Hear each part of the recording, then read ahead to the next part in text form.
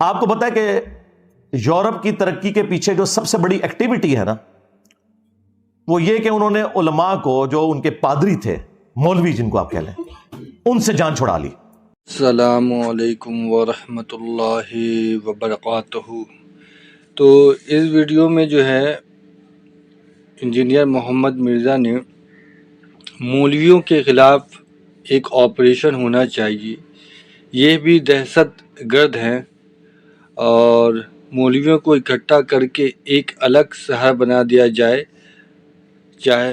چاہے وہ جہاں بھی ہو، اور اسی کے بارے میں جو ہے ساری چیزیں بتائی گئی ہیں، کیونکہ ہمیں جتنی بھی معلومات ہوتی ہے اس میں کتنی معلومات صحیح ہے، کتنی معلومات غلط ہے، اس کا ہم سب کو اندازہ نہیں ہے، چاہے وہ کوئی بھی ہوں۔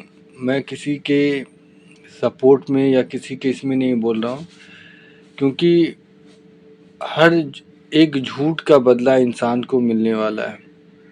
تو انسان کو چاہیے کہ اللہ کا ڈر ہو، اور ایک دن انہیں اس دنیا سے جانا ہے تو وہی بات بتائیں جو اللہ اور اللہ کے رسول نے بتایا ہے، نہ کہ اپنی من گھڑت باتیں بتا کے انسان کو گمراہ کیا جائے۔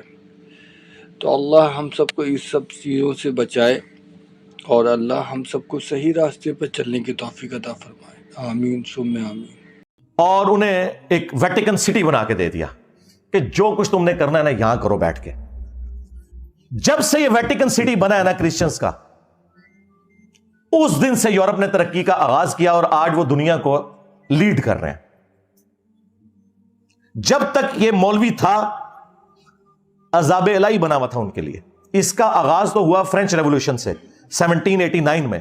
آپ ذرا فرینچ ریولوشن کی تاریخ پڑھیں تو آپ کو پتا چلے گا، یہ جو اس وقت دنیا میں آپ ڈیموکریسی کی بہاریں دیکھ رہے ہیں نا، میں اس ڈیموکریسی کے اس حصے کو تو غلط سمجھتا ہوں جس میں حلال اور حرام کا فیصلہ کثرت رائے سے ہو، لیکن میں بات کر رہا ہوں اس ڈیموکریسی کی جس میں آپ حلال و حرام کا فیصلہ قرآن و سنت سے کرتے ہیں، اور جو حلال کے دائرے کے اندر چیزیں وہ آپ کثرت رائے سے کرتے ہیں۔ بہرحال یہ جو برکات آج آپ دیکھ رہے ہیں نا، اس کا آغاز فرینچ ریولوشن سے ہوا ہے۔ اس سے پہلے انسانوں کے غلام تھے، امپائرز کی شکل میں۔ نبی صلی اللہ علیہ وآلہ وسلم نے جو ریولوشن برپا کی خلافت راشدہ کے دور کے اندر، تو وہ بڑے اچھے طریقے سے چلی، لیکن بعد میں پھر ایک سپر پاور ہم بھی بن گئے، اور بنو امیہ اور بنو عباس یہ بھی امپائرز کھڑی ہو گئی، اور پھر وہی سلسلے شروع ہو گئے جو رومنز کے تھے، پرشینز کے تھے۔ فرینچ ریولوشن جو آئی ہے، اس نے پہلی دفعہ وہ آپ سمجھ لیں کلٹ توڑا۔ وہاں پہ بھی جو پادری تھے وہ کیا کرتے تھے، وہ چندے عوام سے بٹورتے تھے، کچھ شہنشاہ کو کھلاتے تھے اور کچھ اپنے چرچز کے اوپر اور اپنی ذات کے اوپر لگاتے تھے، اور یہ سلسلہ چل رہا تھا۔ پھر عوام کو وہاں ہوش آئی، اور انہوں نے کہا کہ یار ان مولویوں سے جان چھڑاؤ، اور پھر ان ساروں کو پھانسیاں دی گئیں، حتیٰ کہ شہنشاہ بھی اور وہ بھی۔ اور یہ پہلا اس ماڈرن دور کے اندر جو پہلا آپ سمجھ لینا ایک مائل سٹون ہے، وہ فرینچ ریولوشن ہے 1789۔ پھر اس کے بعد آہستہ آہستہ یہ چیز پھیلتی چلی گئی۔ پھر ہم نے دیکھا کہ رشین امپائر بھی ٹوٹ گئی، وہاں پہ بھی کمیونزم کا انقلاب آیا۔ ٹھیک ہے، اس میں کچھ چیزیں کباتے تھیں، لیکن اوورآل معاشرے کے لیے تو وہ اچھی چیز تھی۔ اور سلطنت عثمانیہ بھی ٹوٹی۔ ہمیں صرف پتہ ہے سلطنت عثمانیہ ٹوٹی ہے، اور بھائی سلطنت عثمانیہ ان سب سلطنتوں میں چھوٹی تھی جو ٹوٹی ہے۔ گریٹ برٹن ٹوٹ گیا، جو انسانی تاریخ میں سب سے بڑی حکومت، جہاں سورج ہی غروب نہیں ہوتا تھا۔ اتنی بڑی حکومت تو کبھی بھی کسی نے نہیں کی ہے، نہ منگولوں نے کی، نہ مسلمانوں نے کی، جو گریٹ برٹن کی تھی۔ یعنی پورا سب کانٹیننٹ ان کے پاس تھا، اندازہ کریں۔ اور ادھر سے آسٹریلیا اور وہ سارے علاقے، اور پھر افریقہ تک ان کی حکومت وہ بھی ٹوٹ گئی۔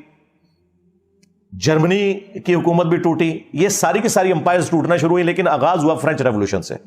اور اس کو اگر آپ سٹڈی کریں گے تو آپ کو پتا چلے گا وہاں بھی مسئلہ مولوی تھا۔ یہ آج آپ جو سکون کی زندگی دنیا میں گزار رہے ہیں نا، آپ نے ارطغرل ڈرامے میں، وہ تو زیادہ تر تو ڈرامہ ہی ہے اس کے اندر، لیکن اوورآل جو چیز دکھائی گئی ہے نا، یہی ہوتا تھا کہ لوگ بیچارے دن کے وقت شکار کرنے گئے، واپسی پہ آئے تو سارے فیملی ممبرز ہی قتل ہو گئے ہیں, کسی قبیلے نے حملہ کیا اور سارا کچھ ملیا میٹ کر دیا. اب تو اس طرح نہیں ہوتا. یہ ساری برکات ہے فرینچ ریولوشن کی اور اس کے بعد امپائرز گرنے کی.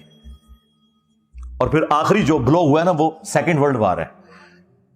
ہٹلر ایک اس دنیا کے لیے عذاب الہی تھا, لیکن اس کا فائدہ یہ ہوا کہ ہٹلر کی ان جنگوں کی وجہ سے اگرچہ وہ جنگ تو ہار گیا, لیکن گریٹ برٹن اتنی کمزور ہو گئی کہ انہیں مجبوراً ہمیں آزادی دینی پڑی. یہ آپ کو جو بتایا جاتا ہے نا ہمارے بزرگوں کی قربانیاں, یہ بزرگوں کی قربانیاں بعد میں ہیں جو پارٹیشن کے وقت ہوئی. بیسیکلی گریٹ برٹن اس امپائر کا بوجھ اب اٹھا ہی نہیں سکتی تھی. ان کے پاس اتنے ریسورسز نہیں رہے تھے کیونکہ وہ اس دوسری جنگ عظیم میں اتنے کمزور ہو گئے تھے کہ یہ معاملات چلا نہیں سکتے تھے. اگر وہ دوسری جنگ عظیم نہ ہوئی ہوتی نا تو آج یہاں پہ بلٹ ٹرین چل رہی ہوتی. ہاں یعنی انگریز بیٹھے ہوتے ہیں. ہاں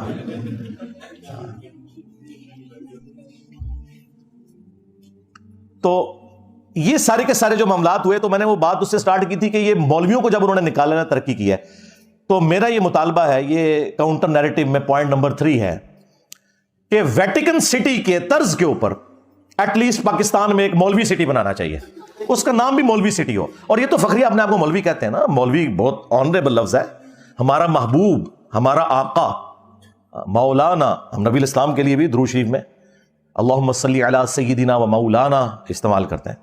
اللہ کے لیے بھی ہوتا ہے انت مولانا, لیکن وہ پھر اور معنوں میں ہو جائے گا, وہ تو الٹیمیٹ معنی ہے. لیکن یہاں پہ تو مولوی سٹی بنایا جائے جسٹ لائک ویٹیکن سٹی, اور اس طرح کے سارے مولوی وہاں پہ بھیج دیے جائیں. میں نہیں کہتا کہ انہیں آپ پھانسی چڑھائیں, وہاں انہیں رکھیں, ساری فیسلٹیز دیں ان کو, اور جو بندہ اس کے لیے کوالیفائی کرتا ہے نا اسے وہاں پہ یہ رکھنا شروع کر دیں. اور آپ دیکھیں گے کچھ عرصہ تک تو یہ معاملات خراب رہیں گے, لیکن پھر بہتری آنا شروع ہو جائے گی. آج آپ کو جو ویٹیکن سٹی میں بیٹھے ہوئے پاپ اور اس کے جو حواری ہیں ان کے اندر جو اتنی سادگی اور یہ چیزیں سب کچھ نظر آ رہی ہیں نا, اس وجہ سے کہ ڈنگ نکل گیا ہے. ورنہ یہ ساری سلیبی جنگیں مسلمانوں کے خلاف انہی مولویوں نے کی ہوئی تھی, پادریوں نے. یہ پوپ جو آج کل اتنے منکسر المزاج ہیں کہ وہ غریب لوگوں کے پاؤں دھو رہے ہوتے ہیں یہ بتانے کے لیے کہ ہمارے اندر کتنی عاجزی ہے, یہ وہ لوگ ہیں جنہوں نے سلیبی جنگیں کروائی ہوئی ہیں. پوری دنیا کا امن ان لوگوں نے برباد کیا ہے. خدا بھلا کرے جب یہ ویٹیکن سٹی بنا ہے نا, اس کے بعد سے یورپ نے ترقی کی اور دنیا میں سکون آیا. میں بھی یعنی اس وقت پریکٹیکلی تو آرمی چیف سے ہی کہوں گا, اس کی وجہ یہ ہے بدقسمتی ہے ہماری.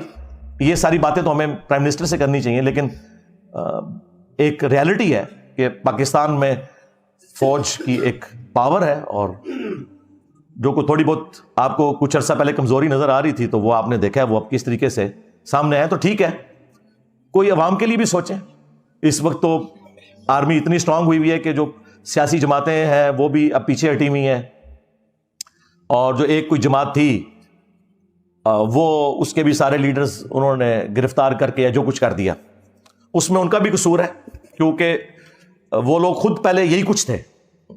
جس طرح نواز شریف صاحب جب تک نکالے نہیں گئے تھے اس وقت اسٹیبلشمنٹ کی گود میں تھے, جب نکالے گئے تو ووٹ کو عزت دو.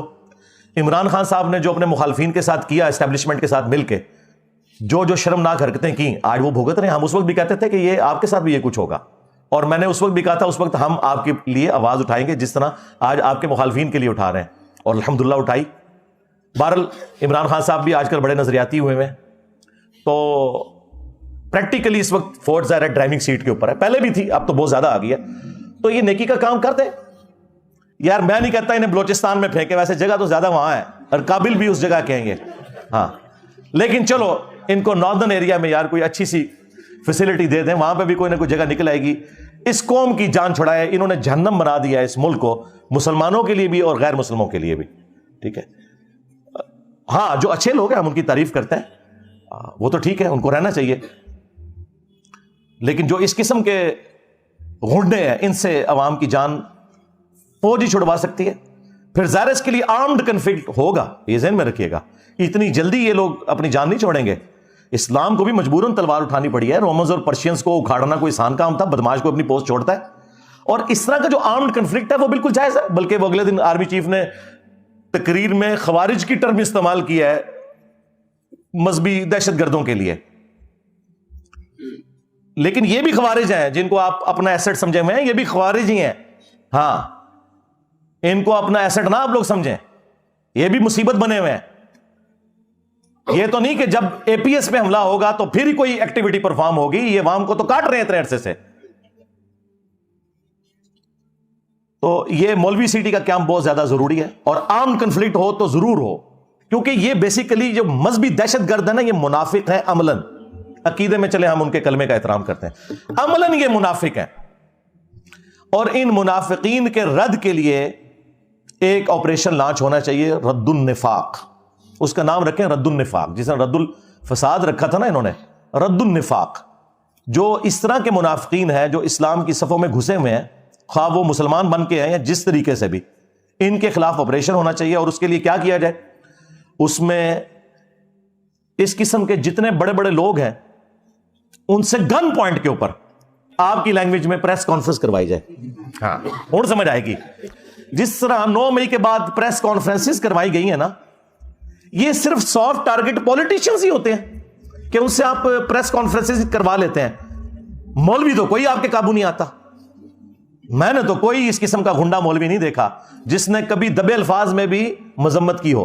میں کہتا ہوں اس کے اوپر اب سوشل میڈیا کے اوپر کمپین چلنی چاہیے کہ آپریشن رد النفاق لانچ کیا جائے. ان گنڈے مولویوں کو ان سے پریس کانفرنسز کروائی جائیں، اور ساتھ ہی ساتھ جو شریف النفس قسم کے علماء ہیں جن کے ڈنگ نکلے ہوئے ہیں یا ہے ہی نہیں بیچاروں کے، ممی ڈیڈی قسم کے، جس طرح مولانا طارق جمیل صاحب، مفتی تقی عثمانی صاحب، مفتی منیب الرحمان صاحب، ثاقب رضا مصطفی، اس قسم کے جو لوگ ہیں نا، ان لوگوں کو جن کی فین فالوئنگ بہت زیادہ ہے، اس میں کوئی شک نہیں ہے، ان لوگوں کو فرنٹ پہ لا کے یہ تو بغیر کسی دھمکی کے بھی پریس کانفرنس کرنے کے لیے تیار ہو جائیں گے. شریف لوگ بیچارے. ہاں اس پہ اور بھی کافی دیر بول سکتا تھا لیکن وہ پھر ویڈیو بہت لمبی ہو جائے گی. لیکن میں نے اتنی بات کی ہے کہ جو عوام الناس تک پہنچے اور بڑوں تک پہنچے، اور سوشل میڈیا کے ذریعے یہ آواز بلند ہو کہ اب پاکستان کو جو آپ لوگوں نے جہنم بنایا ہوا ہے، خدا کے لیے ان لوگوں سے ہماری جان ہمارے بڑے چھڑوائیں. اور کاؤنٹر نیریٹو بھی میں نے دے دیا ہے. یعنی لوگ کہتے ہیں کہ صرف لوگ چیختے ہیں، میں تو ہر کریٹیکل ٹاپک کے اوپر بولتا ہوں، پھر کاؤنٹر نیریٹو بھی اور اس کا سولوشن بھی دیتا ہوں. اینڈ پہ ہم دعا کرتے ہیں پاکستان کے لیے بالخصوص، اور باقی مسلم امت کے لیے بالعموم، اور باقی پوری انسانیت کے لیے بالعموم، کہ اللہ تعالیٰ اس دنیا کو رہنے کے قابل جگہ بنائے. اللہم انی اسألک بانک انت اللہ لا الہ الا انت الاحد الصمد الذي لم يلد ولم يولد ولم يكن له كفوا احد والهكم اله واحد لا اله الا هو الرحمن الرحيم الف لام ميم الله لا اله الا هو الحي القيوم اللهم صل على محمد وعلى ال محمد اللهم ربنا آتنا في الدنيا حسنة وفي الآخرة حسنة وقنا عذاب النار ربنا آتنا من لدنك رحمة وهيئ لنا من امرنا رشدا اللهم احسن عاقبتنا في الامور كلها واجرنا من خزي الدنيا وعذاب الاخره. اے اللہ، جن جن بھلائیوں کا سوال تیرے محبوب صلی اللہ علیہ وآلہ وسلم نے تجھ سے کیا، ہمارے حق میں، ہمارے ماں باپ کے حق میں، پوری امت کے حق میں قبول و منظور فرما. خصوص بالخصوص اے اللہ کشمیر میں، انڈیا میں، فلسطین میں، چائنا میں، افغانستان میں، شام میں، عراق میں، یمن میں، جہاں کہیں بھی مسلمان پاکستان کے اندر بھی کس پرسی کی زندگی گزار رہے ہیں، غیب سے ان کی عزت، آبرو، جان و مال کی حفاظت فرما. اے اللہ خصوص بالخصوص ہمارے ملک پاکستان کی خیر فرما، اسے اندرونی اور بیرونی خطرات سے محفوظ فرما، اسے رہنے کے قابل بنا. اے اللہ اسے ترقی عطا فرما، اور یہاں پر یہ جو مذہبی گنڈے ہم پر مسلط ہوئے ہیں، اے اللہ ان کے شر سے ہماری جان چھڑا، اور پاکستان کو مسلمانوں کے لیے بھی، غیر مسلموں کے لیے بھی ایک امن کا گہوارہ بنا. اے اللہ حاضرین کے دلوں میں جو جو نیک اور جائز دعائیں ہیں قبول و منظور فرما. اے اللہ جو مسلمان فوت ہو چکے ہیں ان کی مغفرت فرما، جو زندہ ہیں انہیں قبر و آخرت کی تیاری کرنے کی توفیق عطا فرما. اے اللہ تمام مسلمانوں کی تمام دینی، دنیاوی، جسمانی، روحانی، ظاہری، باطنی پریشانیاں، تکلیف، مصیبتیں، دکھ درد، بیماریاں، دشواریاں دور فرما. سبحان ربک رب العزت عما یصفون وسلام علی المرسلین والحمد للہ رب العالمین وصلی اللہ علی النبی الکریم وعلی آلہ واصحابہ اجمعین الی یوم الدین. آمین.